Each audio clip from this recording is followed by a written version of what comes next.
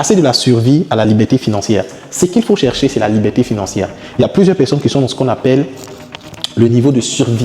Le niveau de survie est caractérisé par le fait que vous n'arrivez pas à vivre décemment, à avoir 3 repas par jour, à avoir des soins de santé, à couvrir vos soins de santé, à également vraiment trouver le minimum vital.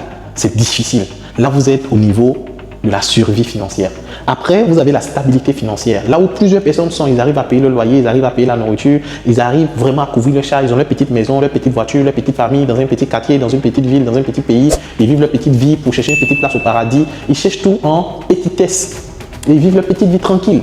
Là, ce sont des gens qui sont au niveau de la stabilité. Mais ce que vous devez avoir, c'est la liberté financière. La liberté financière, c'est cette étape où vous arrivez, vous avez bâti un système qui arrive à vous donner de l'argent même quand vous ne travaillez pas, qui arrive à couvrir des générations et des générations. Ce que tu dois chercher en tant qu'entrepreneur, c'est la liberté financière. La liberté financière qui passe par l'acquisition du rendement actif en ayant des revenus actifs et en développant aussi des revenus passifs.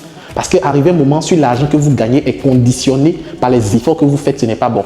Il faudrait qu'arriver un moment, vous n'ayez même plus à fournir des efforts et que vous gagnez de l'argent. Oui, lorsque vous comprenez le cycle de l'argent qui consiste à gagner, gérer et multiplier ou fructifier l'argent, vous pouvez atteindre ce level-là qui est la liberté financière. Donc comme j'ai dit, le cycle de l'argent, gagner des revenus, dépenser, couvrir des charges, épargner, ensuite investir. Donc là, vous rentrez dans ce cycle-là qui va vous permettre régulièrement de gagner, de gérer vos charges, d'épargner et de fructifier cet argent. Mais c'est indispensable de bâtir un système, c'est indispensable. Vous devez impérativement avoir un système pour y arriver. C'est pour ça que lorsqu'on a vu la notion du cadran de cash flow, j'ai eu à l'expliquer. Un entrepreneur, il bâtit un système.